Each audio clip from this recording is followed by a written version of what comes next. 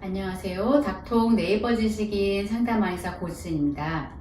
문의하신 부분을 보면은 유산에 대해서 질문하셨어요. 결혼한 지 5년 정도가 되셨고 3번 정도 유산을 하신 상태인데 검사를 해보니까 병원에서는 다 정상이고 부부도 이상이 없다고 얘기를 했는데 왜 계속 유산이 될까요? 이 부분에 대해서 이제 치료에 대해서 또 이제 궁금해 하셨어요. 보면은 유산의 원인은 크게 두 가지로 나뉘게 됩니다. 하나는 이제 수정란, 배아 이상. 유산을 하게 됐을 때 이제 나중에 태아 조직 검사를 하게 되면은 유전자적으로 이상 소견이 나와 있는 경우들이 있는데 그런 부분들은 수정란의 문제이기 때문에 임신 상태를 더 이상 유지할 수 없어서 유산되는 경우예요.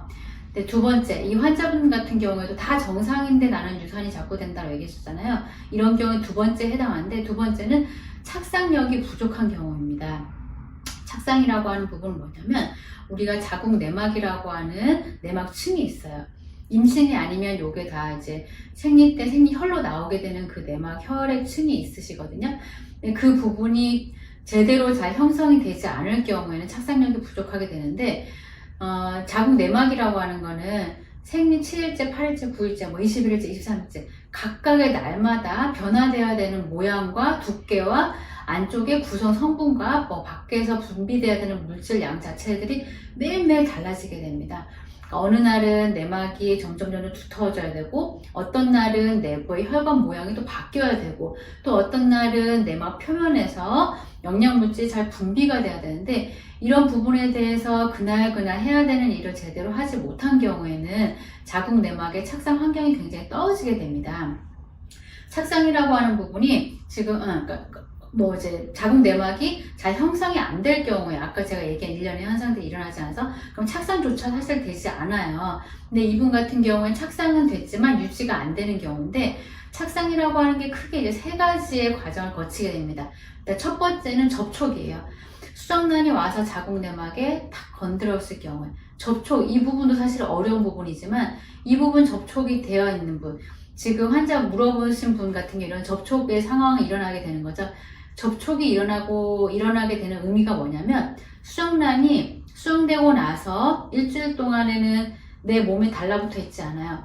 계속 분열을 하면서 나팔관을 통과하고 점점 이제 공중에 떠다니게 되는데 그 부분에서는 수정란이 자기 스스로 영양 공급을 할 수 있는 상태입니다. 하지만 7일째가 되면 이 수정란이 자기 스스로 영양분을 공급하면서 생명을 유지할 수 있는 부분이 기간이 떨어지게 돼요. 그때는 이제 여성의 분의 몸에 접촉을 하면서 내막으로부터 영양 공급을 받아야 되는 시기가 됩니다. 그래서 이 접촉 단계에 이르게 되면은 갑자기 혈관폭 확 이루어지면서 영양 공급 수정란에 이제 많이 공급을 해야 돼요.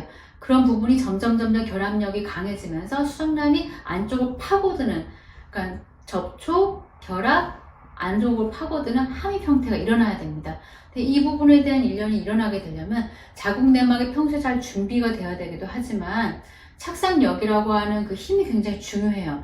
근데 그런 부분들이 약한 분들이 임신이 유지되다가 어느 순간에 유산되고 임신 유지되다가 어느 순간 유산되고 이게 자꾸 반복이 되게 됩니다.